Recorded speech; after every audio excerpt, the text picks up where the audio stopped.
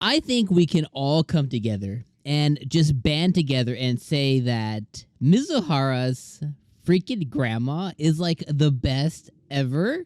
The fact that she's told freaking Kazuya that she was gonna die tomorrow and she did it twice to him, basically like crushing this man's spirit and crushing this man's soul instantaneously twice, led me to believe like this old lady has like the sense of humor of like a queen. Like she nailed it out the freaking park, and I was like dying of laughter during those moments. Like the I love how the moment between Kazuya and Mizuhara's grandma was genuine and hilarious all at the same time. And you have to just appreciate that type of writing to have something deep and sentimental and emotional, and at the same time have it be absolutely freaking hilarious. Like, you just have to appreciate that.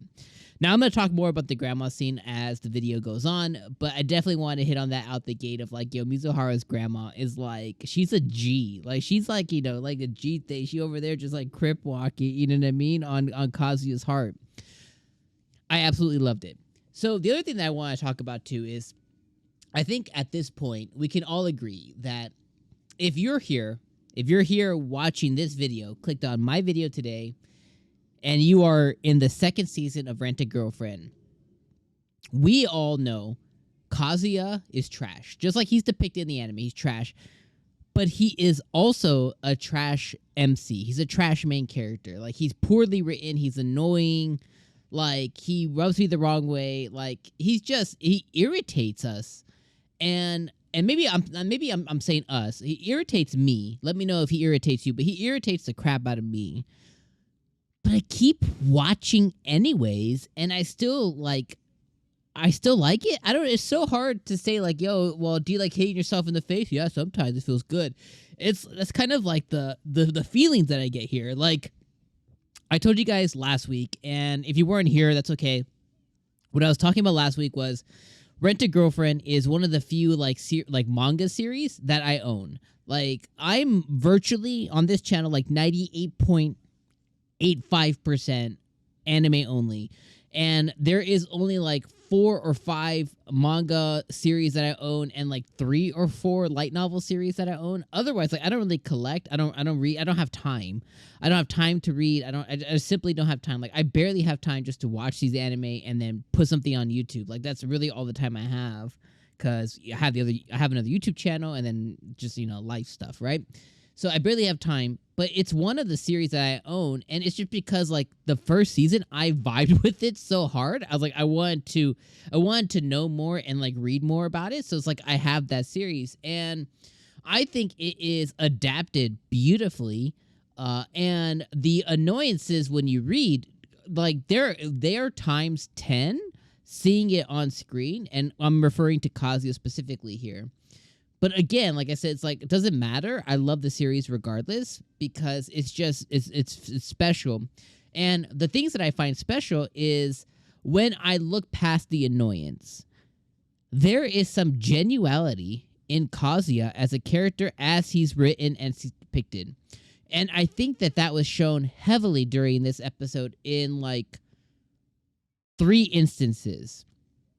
The first instance is him being invited out and going onto the batting cages with Mizuhara, right?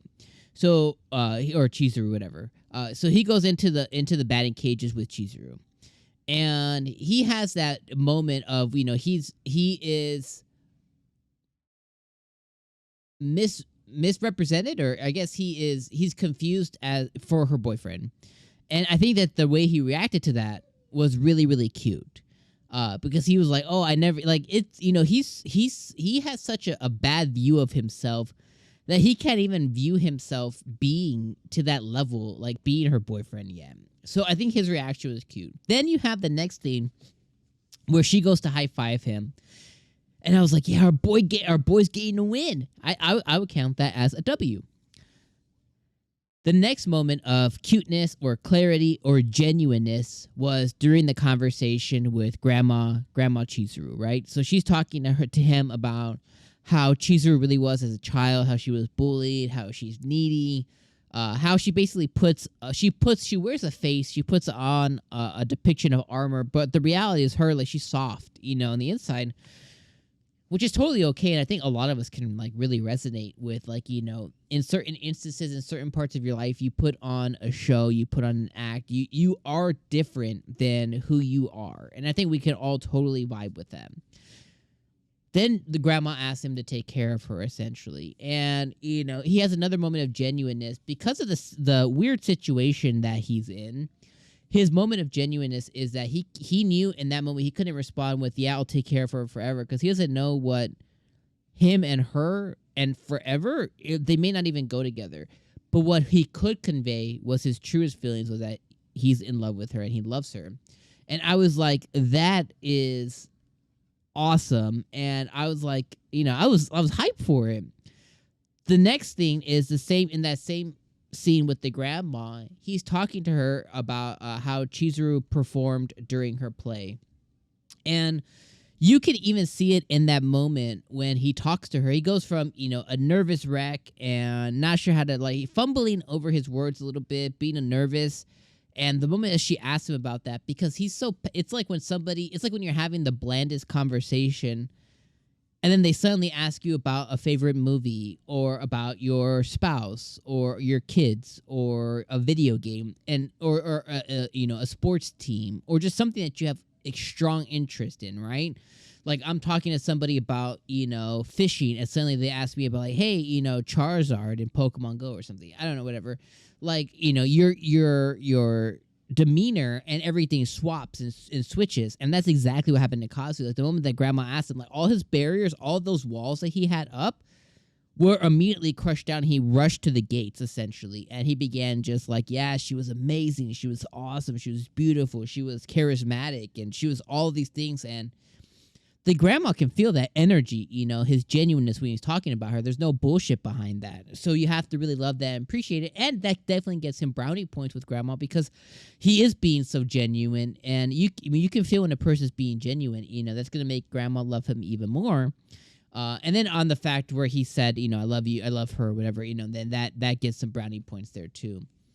So overall, like, this episode, and then where it's going, right, the episode ended and we see that CHIZURU lost her, they go back to her apartment, CHIZURU lost her key, and we see a preview for next episode where mommy comes in, and next episode's gonna be funny.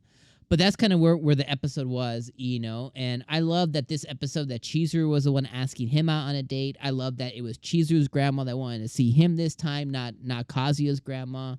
Like, Kazuya's always doing the asking and the pulling. And this time, it was a role reversal for once, and CHIZURU did the asking and the pulling. And I thought that is betterment for the relationship, and I like that, he was able to reciprocate that. So I'm really digging it. I think the season is nailing it. I think this episode nailed it. I think the season's nailing it. I'm happy while watching it. It is awesome. I love seeing the relationship, and through Kazuya's trashness and trash MC-ness, I love being able to kind of cut through that and get to some real, like, okay, there's some good value. There's some good stuff that he's bringing to the table as a character that I get to watch grow.